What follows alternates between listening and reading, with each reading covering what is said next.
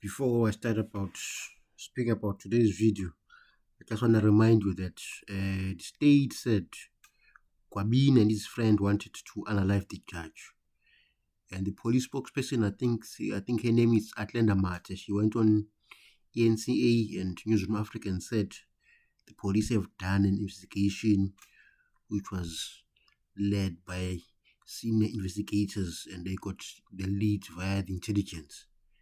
Till today, nobody has been arrested. So where is that evidence? Where is that evidence?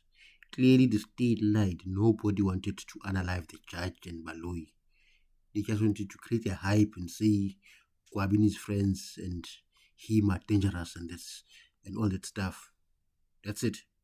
Secondly, there are issues that, as you know, Kwabino was shot on the 24th of December. Luckily, he survived because he was only shot in the leg. But still, the media, nobody's reported about that. Why? Because now it's January now. I'm sure the festive is over. All the journalists are back at work. They should be following up on that story. Utu Kwabini got shot and so on. But nothing. So this media here in Luna won't bias, useless now. They're in favor of the state. If let's say Sbanda or Baloyi is the one that got shot, you'll be hearing the story from day one till today. But because it's Kwabini, nothing is happening. And then the last issue before I start the video, it's the issue of the case Liga Bafana Mahungela. Remember the one that is accused of unaliving a teacher? I think her name is Kirsten Clate. I'm also disappointed that the SAPC, ENCA, and Newsroom Africa are not reporting on that case. That case is in progress, and I think 4 witnesses have testified so far, but nothing has been shown to the mainstream media for some reasons. I don't know why. But interestingly enough, that they found a DNA under Kirsten's nails, and it matches a female, not Bafana. So I think the defense there is they're gonna be having a field day on that, but I'm not sure what's the story there. But I think Bafana has got some explaining to do because he took off her clothes and wore them. So that's the big problem for Bafana. But we shall see. I'm hoping that the SAPC, NCA, and others can just cover that case as well, because it is very important. Because when it started, I think it was 2023, there was a big hype about that case. But afterwards, nothing. So hopefully this year they're going to report on that case. But now please watch the video about the Mewa case. The next audio I'm going to play, it is Absalom Zungu when he was in court dealing with evidence ka le president uGininda. In this audio, he denies ever signing that statement. Just watch now.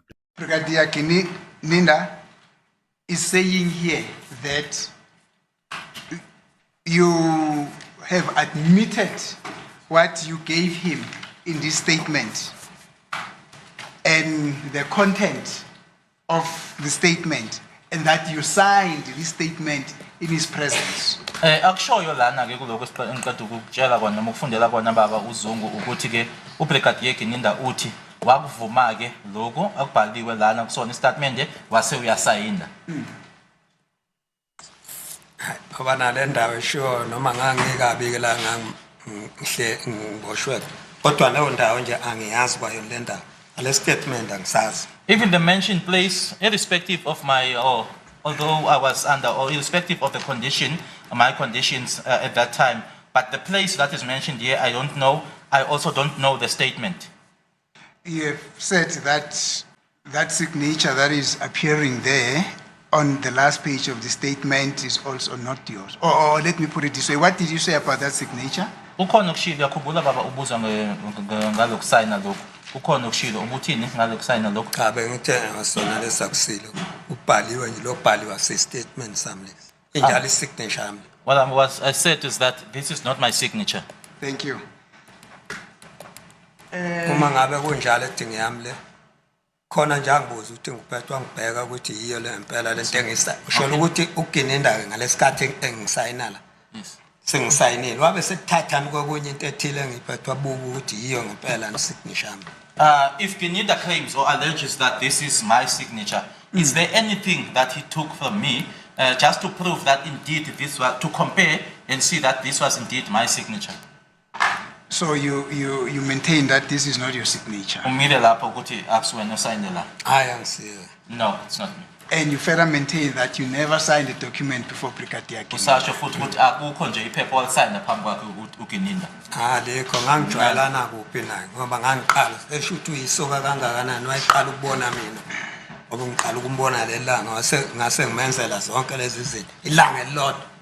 No, I didn't because that's for the very first time that I saw him and what would have been so special or charming about him that for the very first day that I saw him that I would do all these things.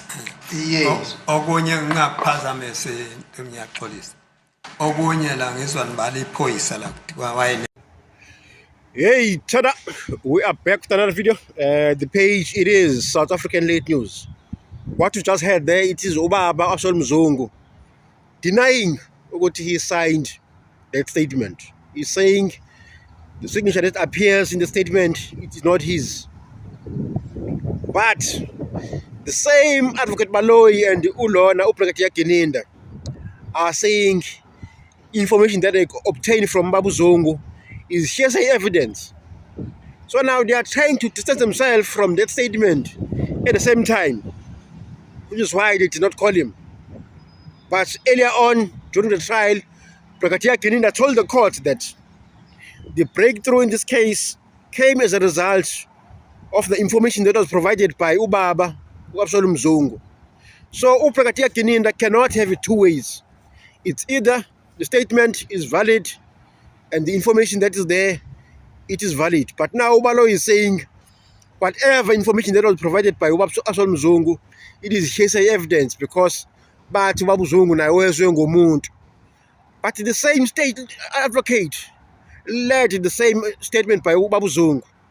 So now you cannot have it both ways. You cannot say no, information about Absol Mzungu was irrelevant because it was hearsay evidence. But the same information you led it in court. So yabona ukuthi lana uBaloyi no Gininda are playing us. However, now Gininda said that statement was deposed by Babu Zongo.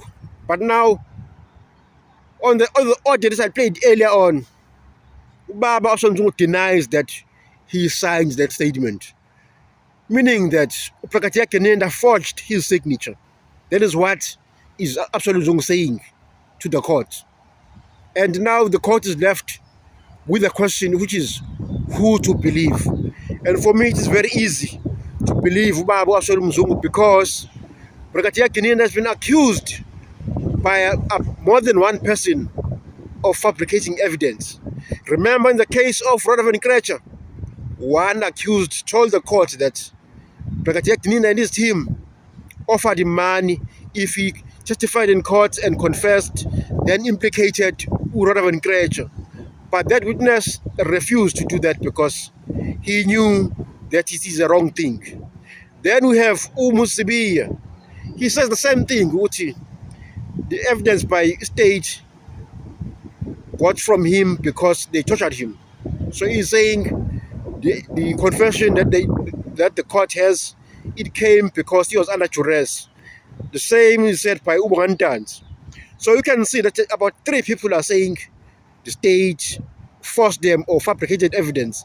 So for me, I believe Ubaba Absol Mzungu is telling the truth when he says he did not sign the statement. So if our Judge Racha, if Judge Fazil Racha was a fair judge, he would throw out of court the evidence that was provided by Brigadier Gininda because it is now tainted. More than one person is saying Brigadier Gininda obtained the statement in an improper manner, of which is under duress. So the evidence that was brought by Brigadier Gininda is now questionable in its entirety because we don't know what Gininda iqiniso ayikhulumayo kungenzeka ukuthi uGininda is lying about everything because more than one witness is saying Gininda fabricated evidence.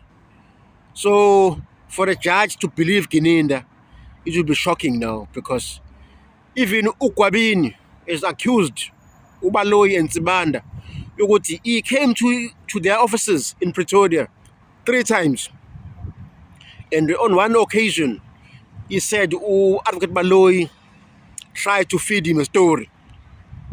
Baloyi wanted him to say the same thing that was said by Constable Zungu, which is to implicate Umusibia no Bongantans, but Gwabini refused.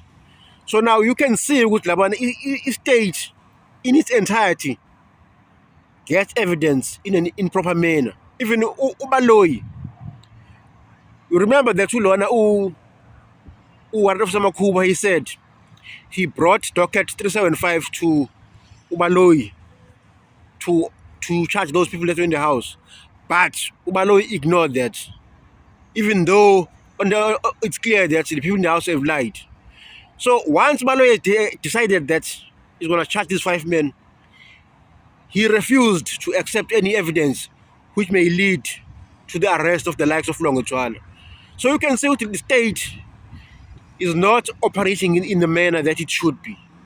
If you prosecute, you don't prosecute to win. You prosecute in order to get justice, proper justice. So if these 5 men before court are found guilty, Gininda and Baloyi will be happy because they'll get a guilty verdict. But for the family, they won't be happy. You saw the video by Ulona where he said Baloyi, Gininda, and even the judge are not doing things accordingly. Fisomeyiwa went further and said this judge seems to be favoring the state and ngathi ijudge lithengiwe. Those are his words. So for me, kunzima ukuthi ngithembe anything that comes from Gininda and Baloyi. And remember that the bullet jackets that was found in the crime scene of Senzomiyiwa were only found on the 2nd day, meaning it was found on Monday, not on the day that Senzo was shot. On the day this was shot, amaphoyisa afika bheka all over the place. They found no cartridges, no bullet jackets. But on the following day, they found that bullet jacket. So it shows me that bullet jacket was planted there in the crime scene. That is when you can see these accused are innocent. That bullet was not found on the same day, but on the 2nd day. How is that possible? Clearly, it was planted in order to implicate any other people other than those that were in the house.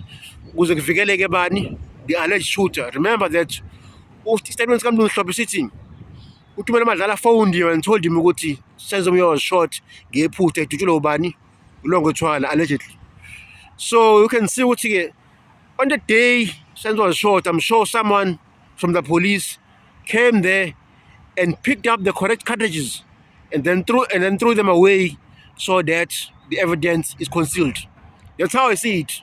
The evidence that is in court now is nonsensical. The gun that was tested by Chris Mangena, it is not the same gun that shot Senzomiyiwa. So that should be very clear because that bullet was found on the following day. To tell you, remember that after Senzo was shot, people were in the house, they move all over the place and touch exhibit and so on. So you can't believe anything that was tested from that house because the crime scene was compromised. Even we know by now there's Umapiri cleaned the crime scene when everyone was at the hospital. If Mapiri was cleaning there in the crime scene, she was going to find that bullet or the bullet jacket, but she did not find it. But the police found it on the following day. So you can see that bullet was planted there in order to divert the attention away from the people that were in the house. So now, I'm hoping that once this case is done, I'm sure Rata is going to say they are guilty. Then the defense can go to appeal in the Supreme Court of Appeal in Bloemfontein. That is where they'll get justice. Thereafter, Docket 2005 should be the focus, because now they actually be targeting the people that were in the house. Abolongo Thala, Kelly Khumalo, and the Khumalo, no Tumelo Madlala, because they lied to the court. One thing, the shooter, the alleged shooter is Longo Thala. As per the statement, he should be charged for culpable homicide or killing someone by mistake. He should be charged for that. Then the rest should be charged for lying, because they knew what happened, but they decided to tell the court something else. Remember that if you lie, you can be charged with defeating the ends of justice. That is a serious crime. You could be arrested for more than 5 years. So about Kelly Khumalo and others, they'll be in big trouble because they lied to the court. I do not believe this thing of Ilantole, mastermind, Kelly Khumalo is the mastermind. It's not possible. Remember that when Senzo was shot, Kelly Khumalo was broke. She was even borrowing money from the likes of Somiz. So I do not believe that Kelly Khumalo was in a position to hire Izinkabis to add a life Senzo Meyiwe. So don't believe that the theory by Guinea to Kelly is the one that organized the shooting of Meyiwe. That's a lie. Kelly Khumalo had nothing to gain from the death of Meyiwe, because she was a side chick. So now if he's gone, who's going to support her financially? Because I'm sure Senzo Meyiwe was supporting her financially. So we are born with amanga now in the issue state. But we shall see what's going on, because the case will resume. But we shall see what's going on. Thank you for watching.